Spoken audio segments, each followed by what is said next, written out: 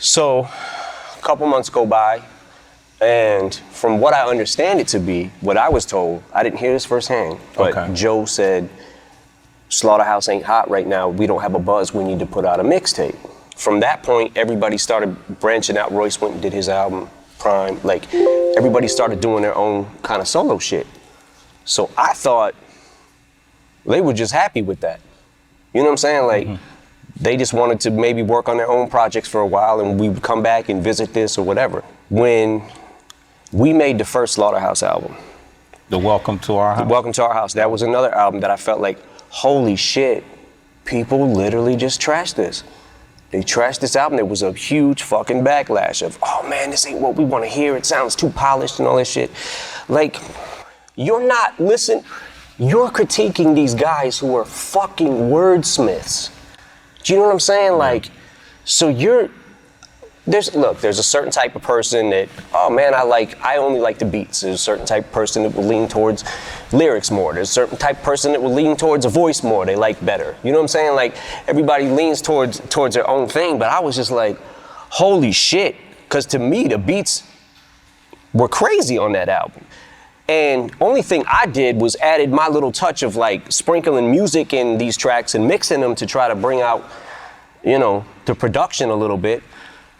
Which I don't even know if I did any actual beats on there on the first album, but all I heard was the backlash that it was too polished. Yeah. So we said, okay, let's do another album, and then you guys do what you want to do with it. Which is kind of, we left the ball in their court kind of thing. So I didn't want to touch it in the sense of like, other than give my opinions on songs, I didn't want to touch it with my production, because I felt like, what if that is the reason that they didn't sell albums? I don't want to hinder that. You know what I'm saying? So we gave him another album, and next thing I know, I hear Joe talking about who got that money, who got what money.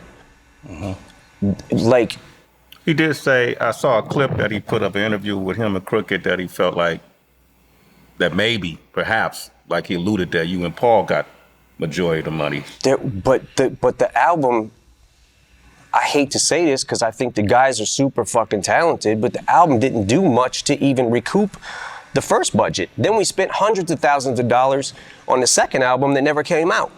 What money didn't you get? I don't know if I made a fucking dime off Slaughterhouse. I don't care if I made nothing. I believed in them, so I wanted them to be huge, man. I really did. I wanted a group that lyrical to fucking just bust through everything. You know what I'm saying? And it definitely hurt my feelings a lot when the album didn't do good, the first album. It was just like, fuck, man. Like, when we got CeeLo on the hook of the My Life song, I was like, yo, this might be out of here. What was the meaning behind the line when you said the last hit, I'm paraphrasing, the last hit you got was with your ex-chick? That was what that was. What's that? That was a tap.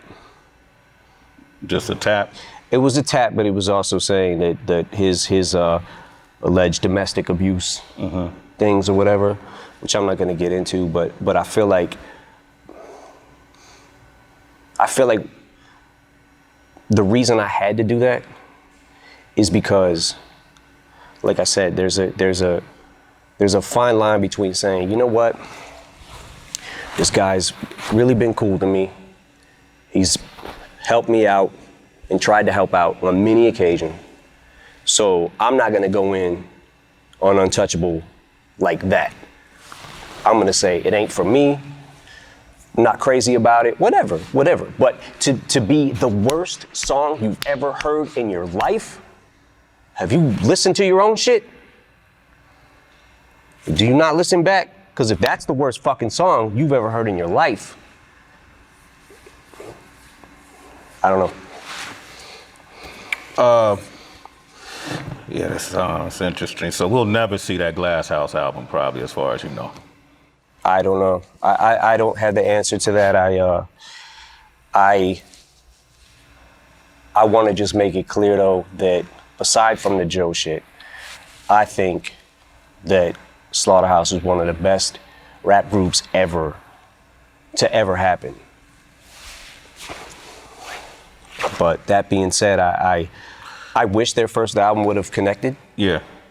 to more people than it did. I don't, to this day, I still don't. Me and Paul are like, what the fuck happened? You know what I'm saying? Like, but look, man, everybody's not gonna like everything you put out all the time. So That was a dream team of MCs, though, and I think a lot to what you're saying in regards to why aren't people reacting to these wordsmiths is that's how we came up, you know. And honestly, what people may not realize is that's what really separated hip hop from R&B, rock and roll, and other genres was our ability to bend words to create patterns that made it unique to our genre specifically, which it seems like it's something that doesn't get any credibility. People don't put not everybody put a whole lot into that. Now, they don't give a lot of credence to that, you know, which is probably, Slaughterhouse could have been a victim of that kind of ideology. You also, in this album, you went in on MGK. You guys had a discrepancy. He mentioned it in his response song, Rap Devil, you know, that let's call Sway and ask him why I can't get on Shade 4-5. That was in response, so I seen him on the street once, and I didn't know he couldn't come up to Shade at that time, 4-5. And I said, man, come on up, man. And then I had to see him again and say, hey, man, I don't know what the shit is. yeah, But until that gets cleared up, there's no way I can have you on there. yeah. What's the shit with that? What happened? Well, the shit is, just for the record, the thing that was going on that he was saying about my daughter, I didn't even know about that until like literally like a year and a half later. Okay. It never hit my radar.